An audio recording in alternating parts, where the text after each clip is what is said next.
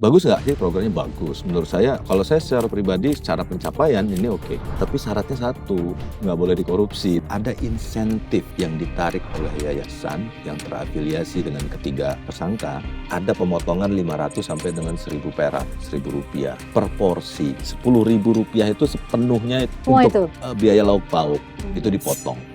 Bahkan sampai miliaran, bahkan puluhan miliar. Ini kan konsekuensi logisnya ketika uang 10.000 yang seharusnya sepenuhnya masuk sebagai lauk pauk itu dipotong, maka akan menurunkan kualitas lauk pauknya. Ditemukan kualitas MBG yang tidak sesuai standar. Makanan basi gitu ya? Basi, banyak ada yang kena keracunan dan lain-lain. Selain 1.000 rupiah tadi itu juga ada jual beli titik di lapangan dari 200 sampai dengan 300 juta per titik di lapangan itu untuk mendapatkan izin dapur. Sebelum dapur itu berdiri, untuk mendapatkan izin itu juga butuh setoran, uang setoran. Yang kedua adalah ada pengadaan barang dan jasa nih. Motor listrik yang hampir 1 triliun atau 1 triliun lebih ini, itu based on Alibaba website itu 10 sampai 12 juta harganya. Tapi sampai ke Indonesianya itu 42 juta. Ini pola standar lah, standarnya korupsi di Indonesia lah. Harga sebenarnya di markup jadi 4 kali lipat, ada yang 2 kali lipat, ada yang 3 kali lipat. Sorry to say, ini bukan korupsi yang cerdas. Berarti sepenuhnya sebenarnya presiden atau pemerintah itu benar-benar harus merombak ulang atau meredesain sistem atau implementasi dari program ini gitu ya. Penetapan tersangka mulai dari kepalanya langsung, ini menjadi satu tindakan yang paling efektif menurut saya. Kalaupun korupsi ini sudah berjalan secara sistemik, penindakannya juga, pencegahannya juga harus berjalan sistemik. Saya yakin orang akan mengambil insentif nih, seluruh Indonesia ini akan stop untuk sementara waktu. Saya yakin hari ini semuanya stop. Tapi bisa nggak kita pertahankan untuk stop selamanya praktek-praktek ini? Kalau ini dibiarkan, Pak Presiden tahu, it's just a matter of time, program MBG ini akan gagal.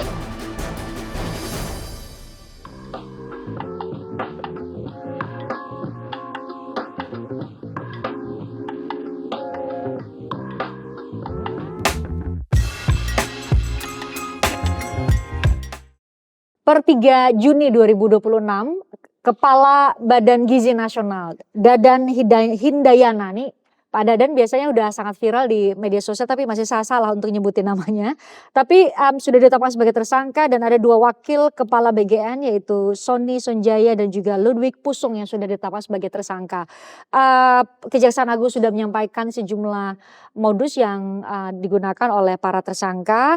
Kita masih menunggu tapi tentu kita ingin tahu karena sebelumnya adalah rumor-rumor yang beredar, benar nggak ada pemotongan harga, ada penunjukan pihak-pihak tertentu yang hanya pihak-pihak tertentu yang bisa mendapatkan jatah untuk mengerjakan atau mengelola dapur-dapur MBG. Itu benar atau tidak, atau terbukti dengan ditetapkannya tersangka salah satunya adalah kepala BGN. Saya sudah bersama dengan Dewan Penasihat IM 57 Praswat Nugraha. Terima kasih Bang Praswat untuk kesekian kali hadir. Selamat siang Mbak Pristi. Untuk ikut ngobrol lagi karena sesaat setelah mendapatkan informasi saya pikir ini perlu untuk dielaborasi karena seperti yang saya sampaikan Bang Praswat soal memotong jatah dari harga seharusnya berapa gitu ya, 15.000, 10.000 dan lain-lain itu hanya menjadi rumor yang dibicarakan oleh banyak orang sebenarnya di media sosial. Dan juga termasuk sejumlah angka-angka atau pos-pos anggaran yang beli sepatu, beli kaos kaki dengan anggaran yang jumbo, itu juga ternyata kemudian disebutkan kemarin oleh Kejaksaan Agung, itu juga menjadi salah satu hal yang diduga markup dilakukan oleh para tersangka. Saya mau mulai dari kita bedah modus yang dilakukan dilakukan oleh para tersangka ini, Bang Praswat. Ini kan dari anggarannya aja nih BGN itu gede banget. Ini adalah program super prioritas dari Presiden Prabowo. Dan pada akhirnya, saya mulai dari itu. Dan pada akhirnya mungkin kita nggak menyangka Presiden Prabowo akhirnya juga bukan tanpa izin ya, dalam tanda petik kepala BGN dan wakil kepala BGN itu diciduk oleh Kejaksaan Agung. Dari semua program yang diajukan, dijadikan program kampanye 2024, itu program inilah yang paling dicintai oleh Pak Presiden dan memang seperti kita lihat bersama itu pencapaiannya udah sampai hampir 75%, Mbak. Bagus nggak sih programnya? Bagus. Menurut saya, kalau saya secara pribadi, secara pencapaian ini oke. Tapi syaratnya satu, nggak boleh dikorupsi. Nah satu lagi nih, ini kembali lagi nih. Kalau ini saya berandai-andai ya, Pak Presiden. Ini kan program kesayangannya Pak Presiden. Saya berandai-andai kalau misalnya saya punya program kesayangan, terus program kesayangan saya itu dirusak. Nah ini yang mungkin kenapa kita lihat ya, sprindiknya aja umurnya hanya 4 hari loh. Cepat sekali ya. Dari tanggal 29, tanggal 3 subuh itu sudah dilakukan penggeledahan, 3 pagi itu sudah ditangkap, lalu 3 siang sore itu sudah diumumkan. Jadi sprindik 4 hari sudah melakukan penggeledahan dan penetapan tersangka, penahanan langsung. Ini kalau kami dulu di KPK itu, wah ini kalau nggak OTT itu berat sekali. Artinya sudah firm. Biasanya kan kalau OTT kan sprindik langsung sprindik karena memang operasi tangkap tangan. Ini kan kasusnya reguler, non OTT nih. Ini kasusnya non OTT, Mbak. Tapi bisa dilakukan penyidikan dalam 4 hari. Artinya memang sudah firm. Lidiknya ini sudah firm sekali. Solid lah ya. Solid. Proses penyelidikannya solid. Saya sebagai penyidik tentu saja tahu persis bagaimana sulitnya melakukan penyelidikan reguler. Kasus reguler itu membangun konstruksi perkaranya itu nggak seindah apa yang kita lihat di media sosial. Itu sulit sekali untuk memenuhi unsur 603, 604, itu nggak sesederhana itu. Teman-teman jaksa artinya sudah kejaksaan aplaus, sekali lagi saya berikan penghargaan sebesar-besarnya. Lidiknya sudah sangat solid sehingga sprindiknya dalam waktu 4 hari sudah cukup langsung melakukan penahanan. Karena penahanan ini akan terhitung argo nih Mbak. Jadi firm sekali bahwa alat buktinya cukup. Dalam waktu 4 bulan kalau teman-teman kejaksaan tidak bisa melengkapi berkas perkara maka harus lepas. Ini penyidikan yang 4 hari ini harus kita lihat sebagai sebuah tindakan dan sebuah rangkaian penyidikan yang memang betul-betul solid alat buktinya. Dan pastinya ini sudah atas restu Bapak Presiden. Nah ini yang juga harus kita, kembali lagi kita harus fair bahwa ini tidak mungkin, tidak lain dan tidak bukan atas pengetahuan Bapak Presiden. Dan kita juga harus berikan aplaus kepada Pak Presiden karena apa? Karena bahkan untuk program yang paling disayang oleh Pak Presiden itu langsung zero tolerance, langsung dihajar kepala BGN, dua wakil kepala. Memang betul-betul pucuk pimpinan tertinggi di BGN dan 2 orang di pucuk tertinggi juga. Jadi orang nomor 2-nya langsung diambil. Kenapa kok kemudian BGN ini menjadi sarang empuk untuk dikorupsi? Itu dari paparannya Pak Dirdik Jampitsus di tanggal 3 malam kemarin ya Mbak ya, yang kita lihat sama-sama kita tonton, ada dua modus tindak pidana korupsi yang digambarkan oleh beliau. Satu adalah soal adanya insentif yang mengalir kepada para tersangka dari pihak yayasan dan dari yayasan terafiliasi. Kita masih belum detail nih teman-teman kejaksaan sebanyak apa nih yayasan, karena kita tahu juga bahwa ini ada 19.188. Kalau misalnya satu yayasan itu memiliki, kan ada satu yayasan tuh hanya boleh memiliki 10. Jadi kalau misalnya ini maksimal 10 dapur maksudnya ya? Hampir sekitar 2.000 yayasan nih. Dari 20.000 something, ya 20.000 more and less yang sudah berdiri dapur, artinya ada sekitar 2.000-an yayasan. Nah, berapa yayasan yang kemudian mengalirkan uang insentif ke para tersangka? Ini belum dibuka secara gamblang oleh teman-teman kejaksaan. Selain adanya insentif yang mengalir, kalau bahasa tipikornya itu kickback, Mbak. Kalau kami dulu di cashback gitu ya semacam. Itu ada kickback dari yayasan-yayasan itu mengalirkan insentif ke para tersangka. Yang kedua adalah ada pengadaan barang dan jasa nih. Tetap Yang- aja markup Yang ya. kemarin dipaparkan itu tadi malam ya, Mbak ya, tadi malam dipaparkan tuh ada 21.801 Motor motor listrik ya. listrik, ada 32.000 pasang sepatu, ada pengadaan tablet 31.000, ada TV juga 5.400. Nah, di motor listrik yang hampir 1 triliun atau 1 triliun lebih ini, itu based on Alibaba website itu 10 sampai 12 juta harganya. Sementara itu di Alibaba, artinya di Cina ya. Ya kita nggak tahu nih di website harganya segitu, tapi kan oke lah, misalnya ada tax, ada transport, ada biaya logistik dan lain-lain. Tapi sampai ke Indonesianya itu 42 juta.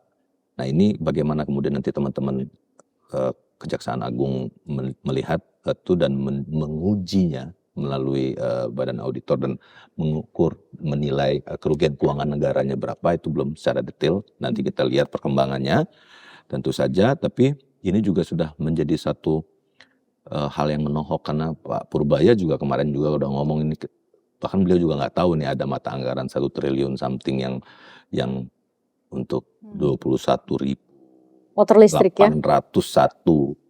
unit motor listrik ini. Nah, jadi satu kickback dari insentif-insentif yang dipotong oleh yayasan dan yayasan terafiliasi. Dua, ada markup di pengadaan. Nah, dua modus ini kan sebenarnya bukan modus baru, Mbak. Ini klasik ya. Ini kan modus klasik semua nih, bukan modus baru. Cuman kalau kita ngomongin MBG atau dapur SPBG itu kita akan cerita ada beberapa pihak nih. Ya. Ini kita masuk ke modus yang pertama ya. Nah, modus yang pertama ini kita kalau menyelam sedikit aja itu ada beberapa pihak yang setidak-tidaknya stakeholdersnya dapur SPPG. Pertama itu ada BGN.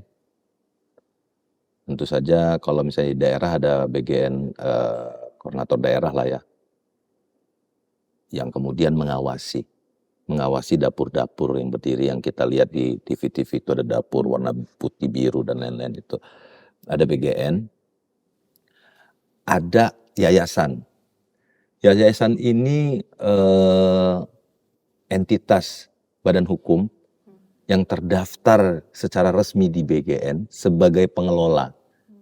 Secara formil, Mbak, yayasan. Jadi secara formilnya penanggung jawab dan pengelola dapur itu yayasan. Yang tadi saya bilang itu satu yayasan itu maksimal bisa 10 dapur maksimal ya.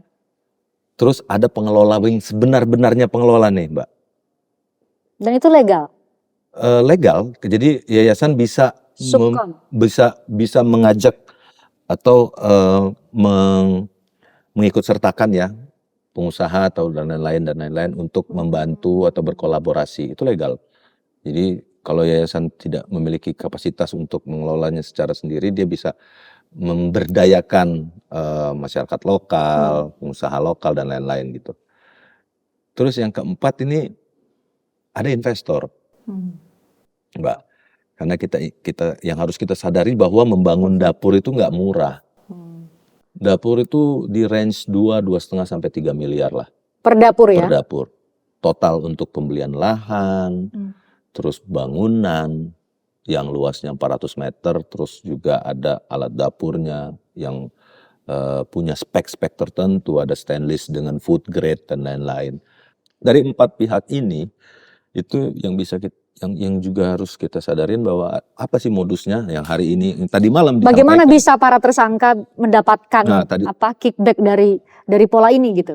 Jadi metode di lapangan modus-modus operandi korupsinya itu biasanya, Mbak, ini based on tadi malam yang dipaparkan oleh Pak Dirdik Jampitsus, itu ada insentif yang ditarik oleh yayasan yang terafiliasi dengan ketiga tersangka, itu ditarik dari yayasan, dari pengelola yang sebenarnya itu mungkin Pengelola sebenarnya misalnya yayasan itu ya, yang ya, memang benar-benar, oh sorry, dari yang punya yayasan kemampuan untuk yang memasak ya, betul-betul menyediakan makanan. memasak, menyediakan makanan segala macam lah.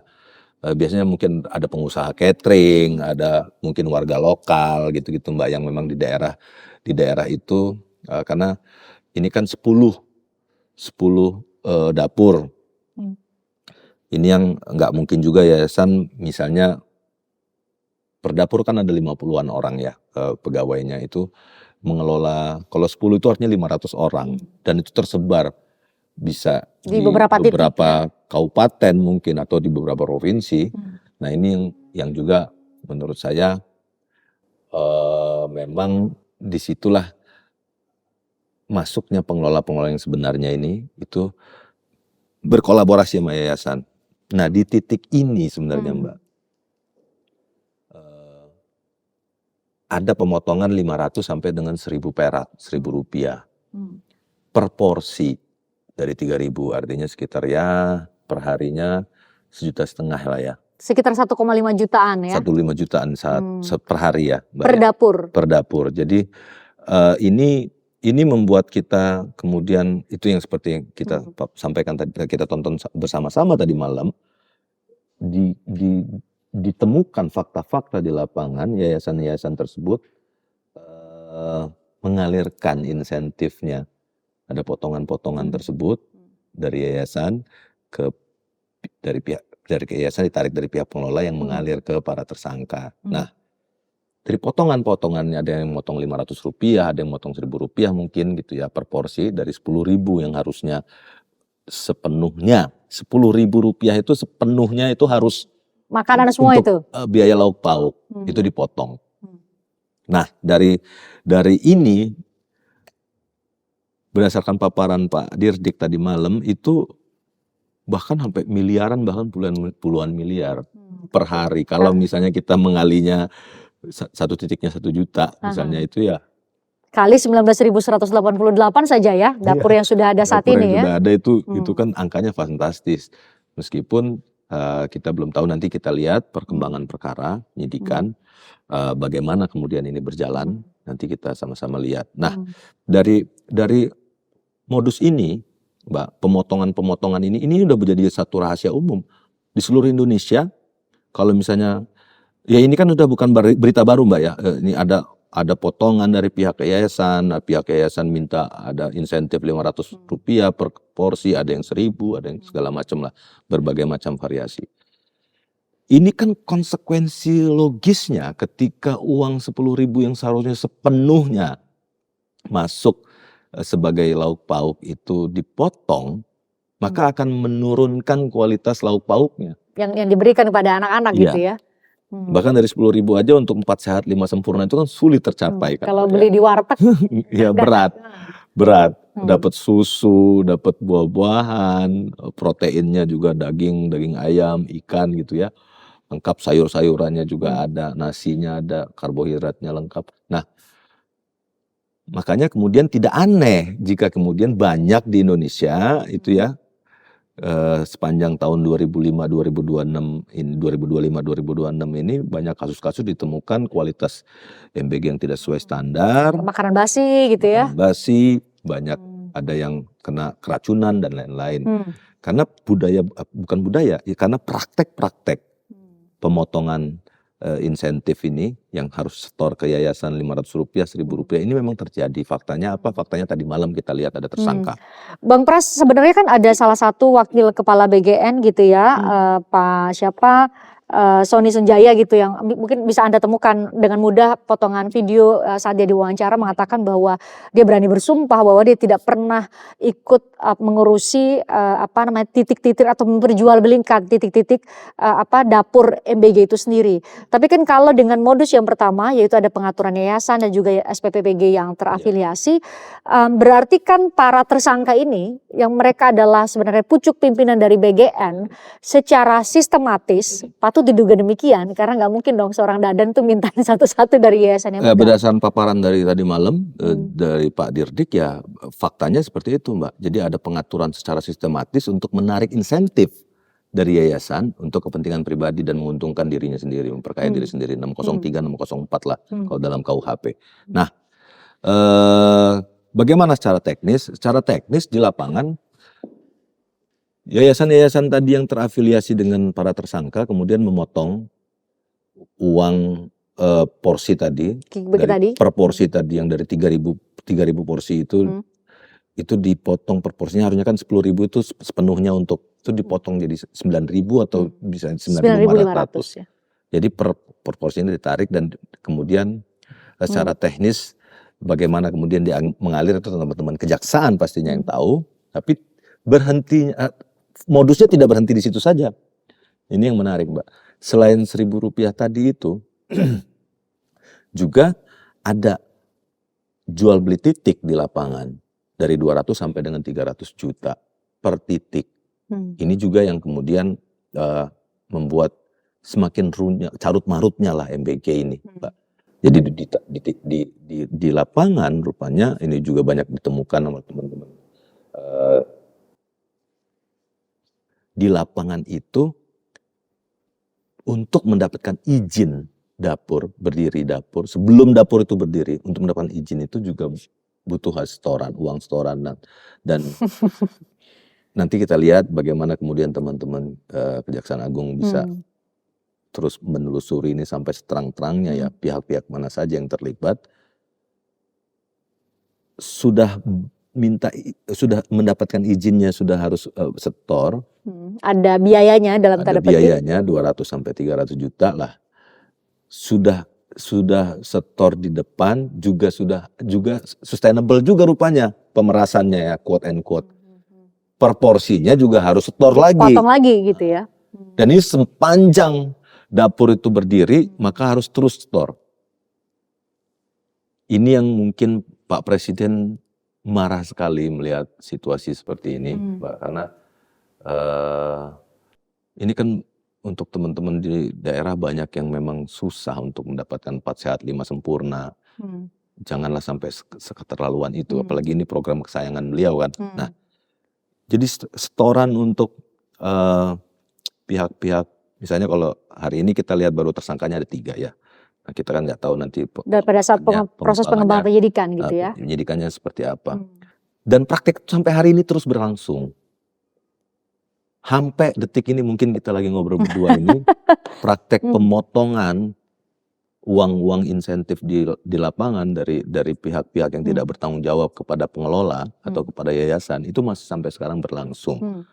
Mereka masih terus memotong uang anggaran MBG dan ini yang harus segera dibersihkan. Nah, gitu, Bang Pras dari modus pertama aja tuh kalau dilihat konstruksinya tuh kayak nggak mungkin hanya terbatas pada 3 tersangka ini.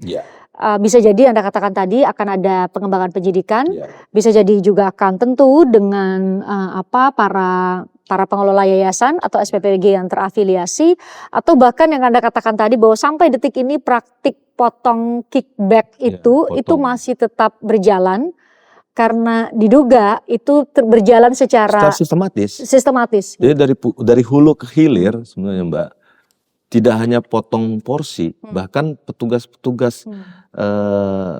Jadi di BGN itu mengirimkan 3 orang petugas perwakilan mereka kepada setiap dapur, untuk kepala SPPG, ada auditor, ada ahli gizi.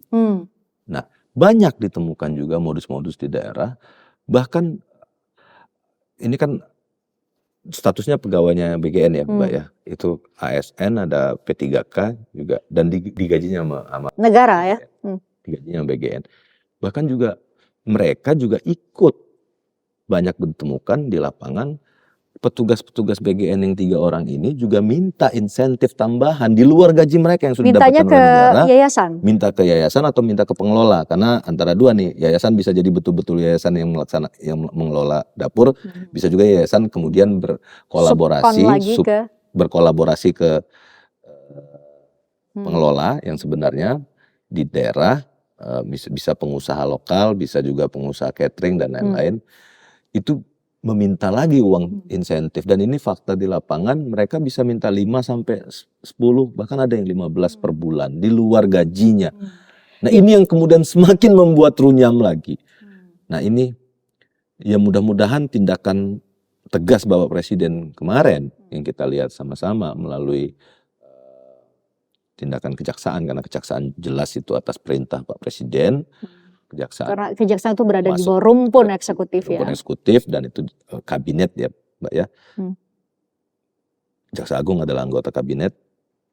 Jelas ini adalah perintah Pak Presiden untuk menertibkan dan membuat terang seterang-terangnya agar program BGN ini bisa berhasil. Kalau ini dibiarkan, Pak Presiden tahu it's just a matter of time program MBG ini akan gagal. Bang Pras, poin saya adalah kalau memang apa maksud Presiden kalau kita membaca penyidikan itu dimulai oleh kejaksaan gitu ya, berarti ini ada atas restu Presiden. Dan Anda gambarkan tadi bahwa nggak mungkin ini nggak dilakukan secara sistematis, namanya praktik kickback ini karena ini adalah modus yang klasik di dalam apa namanya korupsi anggaran negara gitu ya. Berarti sepenuhnya sebenarnya Presiden atau pemerintah itu benar-benar harus merombak ulang atau meredesain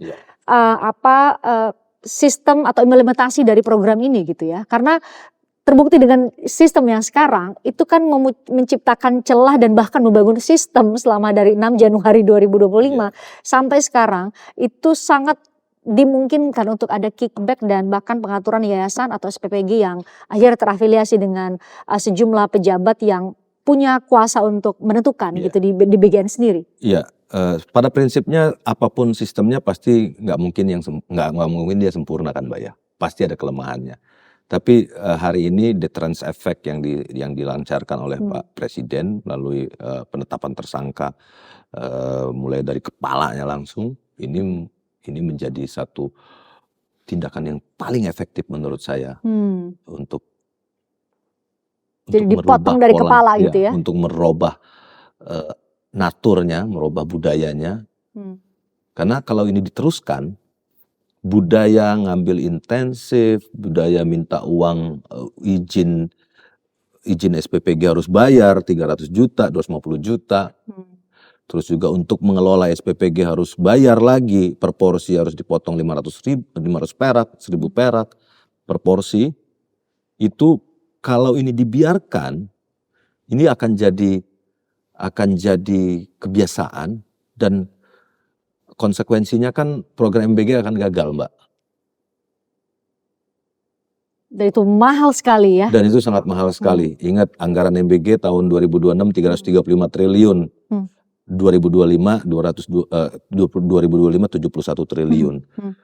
Mbak bayangin kalau uang 335 triliun itu dikelola dengan metodologi seperti koboi-koboi yang menembak di atas kuda seperti ini, itu akan jadi seperti apa?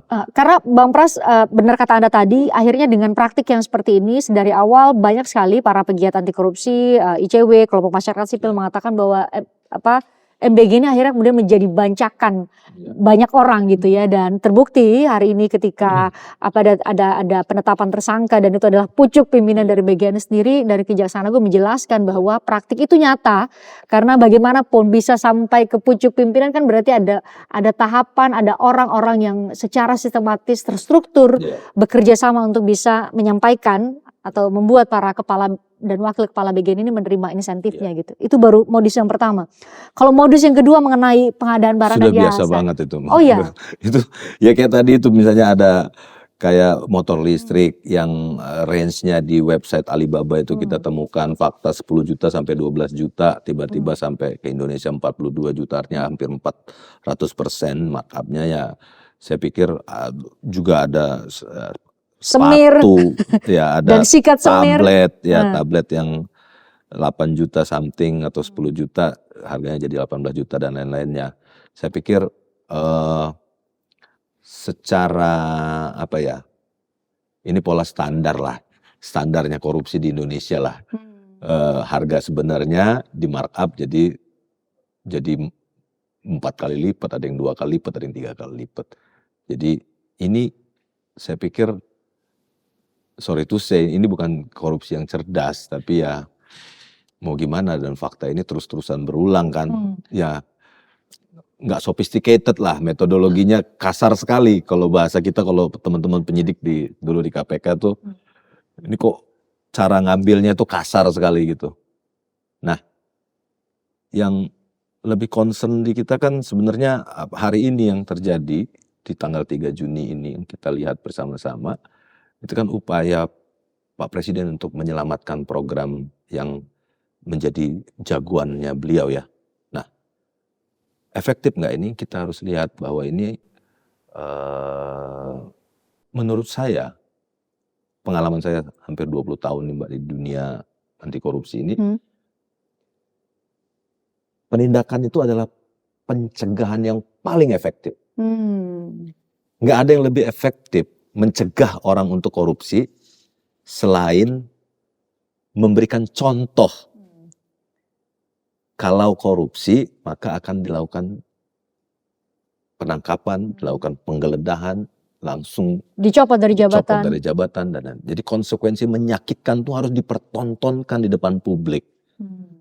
Kalau tidak dipertontonkan dan dipercontohkan di depan publik, seperti hari ini, saya yakin orang akan mengambil insentif nih, seluruh Indonesia ini akan stop untuk sementara waktu.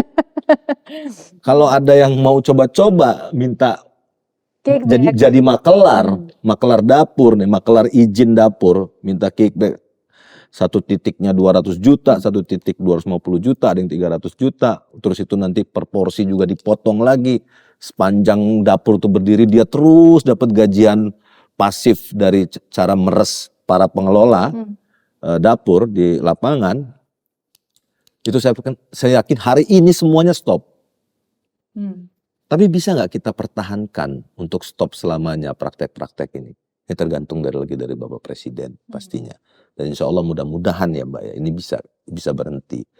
Sehingga program MBG-nya bisa balik dan akhirnya kan penerima masyarakatnya kan adik-adik kita juga di daerah.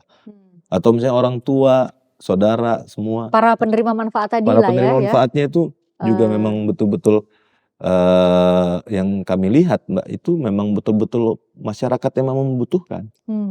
Tapi perlu menurut Anda ada efek kejut seperti ini untuk mengembalikan lagi ke relnya gitu loh. Sebelum tersesat semakin jauh.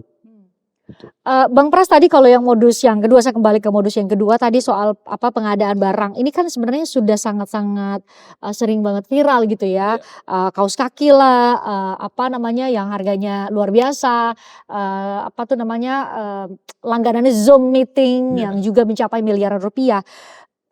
Bukankah kalau ini otak orang awam saja ya, bukankah dengan sangat mudah siapapun dia, publik bisa tahu harga sebenarnya dari sebuah item itu di marketplace, dengan sangat mudah ada di internet, sehingga bukankah kalau mau pakai markup begini yang Anda katakan ini paling klasik, korupsinya nggak sophisticated gitu ya, korupsinya itu mudah ketahuan gitu. Iya, ini juga yang makanya saya juga jadi bertanya kenapa kok tiba-tiba ini kan dipublish ya Mbak di IPROK.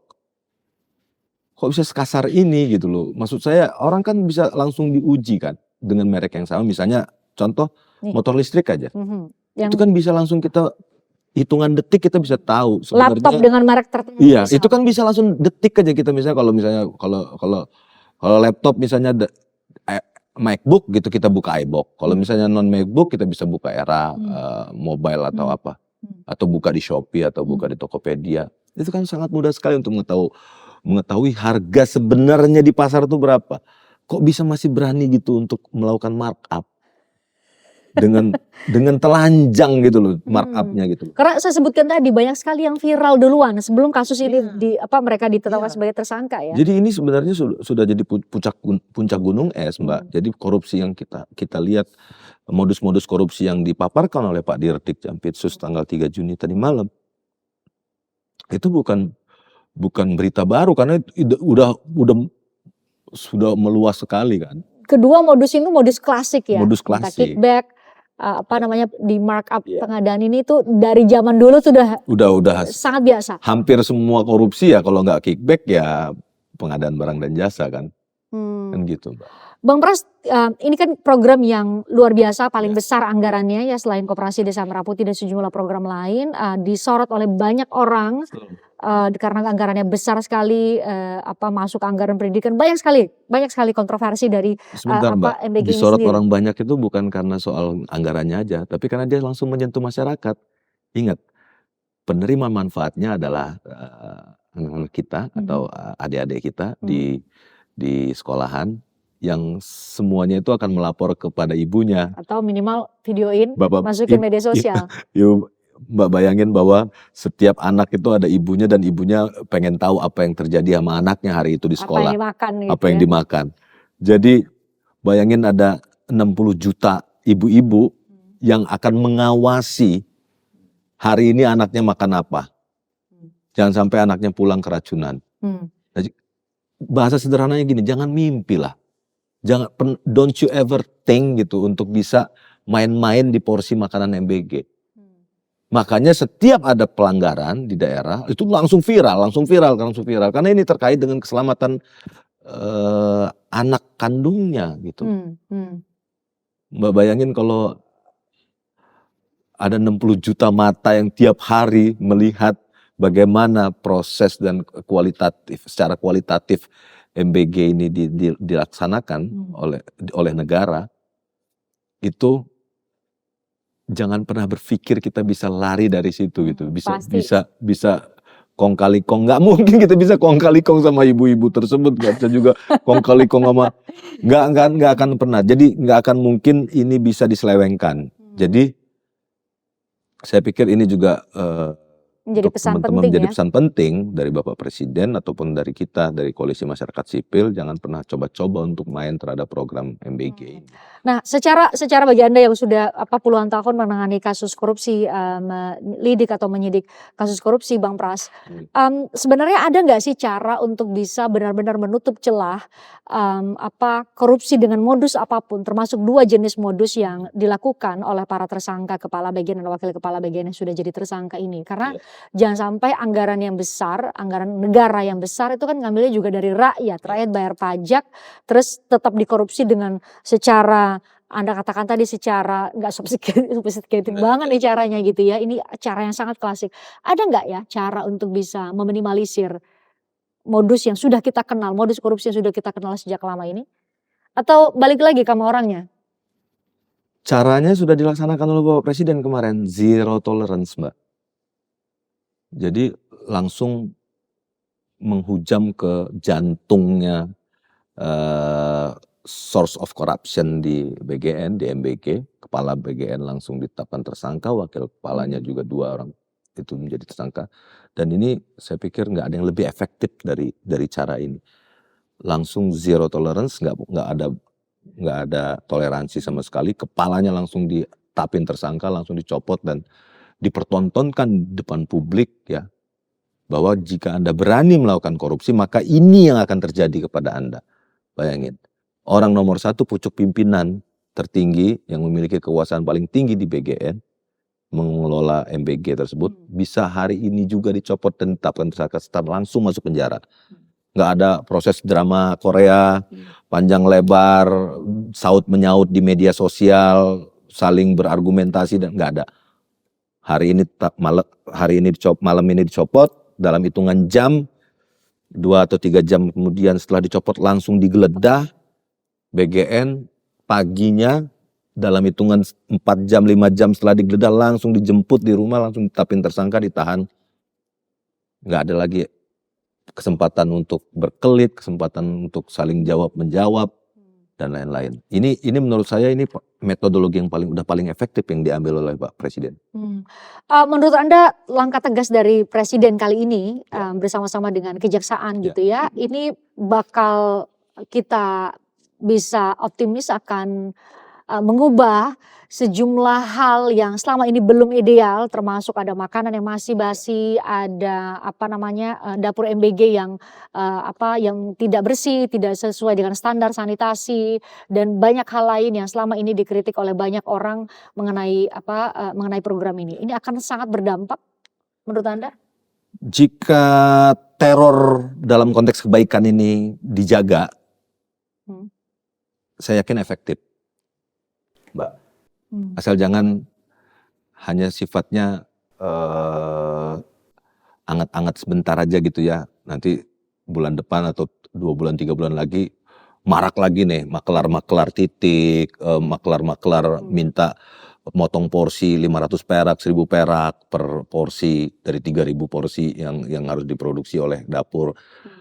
Itu kembali berpraktek terus didiamkan lagi. Saya yakin kalau ini terus dijaga, message-nya ini, pesannya ini terus diulang-ulang ya, bahwa kalau Anda berani melakukan penyimpangan, berani jadi maklar, titik, berani motong porsi, motong jatah per porsi, itu nasib Anda akan menjadi seperti hari ini yang kita tonton tersangka. Nah, kalau pesan ini selalu diulang-ulang, ini saya yakin proses manajemen atau proses pengelolaan MBG ini bisa baik, Mbak. Saya yakin bisa baik. Bang Pras sebagai sesama orang hukum, apakah Anda Ya. kemudian juga jadi optimis dengan adanya bersih-bersih setidak-tidaknya melalui pucuk pimpinan BGN ini, bahwa hukum itu pada akhirnya bisa menjadi sebuah tools yang benar-benar bisa mengubah banyak hal? Karena tadi kenapa konteks pertanyaan saya sebelumnya adalah kan banyak sekali yang protes mengenai MBG ini. Dan pada akhirnya Presiden memilih melalui jalur hukum untuk bisa memberikan intervensi atau mengubah banyak hal yang kita harapkan selama ini diprotes oleh banyak pihak gitu ya. Kalau pertanyaannya optimis atau tidak optimis, dalam ajaran agama saya wajib optimis, Mbak. Karena kami nggak boleh berputus asa kan gitu. Satu, dalam ajaran agama Islam nggak boleh berputus asa. Karena pertolongan Allah itu dekat. Satu. Kedua, hari ini dilakukan tindakan yang paling efektif, deterrence effect yang paling efektif, pencegahan yang paling efektif, yaitu melakukan penangkapan, penahanan, dan penindakan. Saya pikir ini udah di jalur yang benar. Jadi di jalur yang benar untuk mempertahankan. Termasuk menurut Anda perlu nggak selain kepala dan wakil kepala BGN perlu untuk menciptakan deteran efek tadi, kalau perlu sampai ke level paling bawah itu juga ditindak secara tegas sehingga kemudian tidak akan ada lagi dari level paling atas sampai level paling bawah untuk main-main. Harusnya seperti itu. Jadi tindakan ini harus berkesinambungan. Jadi tidak hanya berhenti di pusat tapi di daerah juga. Tapi setidak-tidaknya praktek ini pastinya tiarap semua nih, Mbak. Hari ini itu pasti tiarap semua. Dari hulu ke hilir tiarap. Seberapa lama tiarap? Seberapa lama tiarap itu tergantung bagaimana kemudian kita penegak hukum, teman-teman KPK, Kejaksaan Agung, kepolisian yang ada di daerah, misalnya polisian sampai ke kecamatan ya, Kejaksaan Agung, kejaksaan sampai di kabupaten gitu. Itu kan toolsnya itu harus bergerak semuanya, Mbak, secara sistemik. Kalau misalnya kalaupun korupsi ini sudah berjalan, udah berjalan secara sistemik, penindakannya juga, pencegahannya juga harus berjalan sistemik. Itu, Mbak. Nggak boleh hanya berhenti di kepalanya misalnya, rupanya kanker ini sudah menggerogoti sampai kakinya, ya kepala sampai ke kaki harus diperbaiki, harus disembuhkan. Tapi kalaupun cuma sampai ke kepalanya dibersihkan, source-nya dibersihkan, misalnya kakinya yang tadinya sakit jadi hilang karena sumbernya sudah hilang, maka akhirnya sembuh sendiri, ya alhamdulillah. Itu harapan kita semua gitu, Mbak. Tapi kalaupun belum, ya harus kita sabu bersih dari hulu ke hilir. Tinggal pertanyaannya, kita lihat bersama-sama nanti teman-teman kejaksaan sudah bisa menemukan modus ini, sudah separah apa, sudah menjangkit siapa saja dan di tahapan mana gitu ya.